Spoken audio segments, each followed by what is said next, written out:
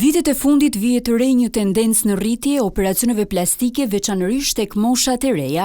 Ekspertët thonë se faktorët që ndikojnë në këtë fenomen janë disa. Ndodh nga fakti që shumë njerëz marrin informacion shpeshherë të gabuar dhe kërkojnë domethënë të tërhequr nga trendet e momentit, të bëjnë operacione si mund të jetë unda, veshje apo shumë gjëra të tjera. Media, rrjetet sociale po ndikojnë shumë në rritjen e influencës, se sa të bukur jemi, po krijojnë një standard, se si duhet ta kemi pamjen, se si duhet të kemi flokun, se si duhet të kemi veshjen.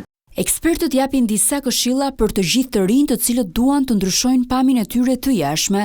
Pavarësisht që mund të kenë mbushur moshën 18 vjeçare, janë akoma fëmijë të cilët përformohen akoma me problematikat e tyre domethënë karakteriale dhe nuk duhet të jetë moda apo televizori, po flas në përgjithësi domethënë trende të ndryshme që t'i devijojnë sepse po të operojnë do kenë një sukses. Secili prej nesh është i bukur ashtu siç është me karakteristikat e veta, me bukurinë e vet dhe nuk na bën pamje jashtme domethënë më atraent në jetën tonë, por na bën truri. Dhe kjo është gjë më e rëndësishme dhe informacioni shumë i rëndësishëm që duhet jepet tek këta fëmijë apo tek këta pacient. Duhet të thënë që të rinjt sidomos në momentin që marrin vendimin për të bërë ose jo një ndërhyrje estetike, duhet të jenë e parë në dorën e një profesionisti dhe dyta duhet ta kenë të mirë menduar vendimin që do të marrin. Jeta reale nuk është ajo që ne shikojmë në rrjetet sociale.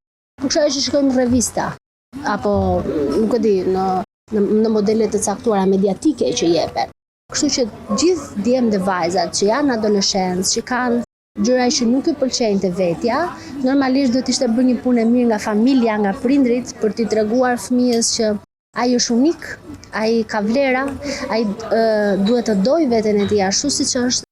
Rimodelimi i hundës kryeson ndërhyrjet kirurgjikale estetike në Shqipëri, si tek meshkujt edhe tek femrat.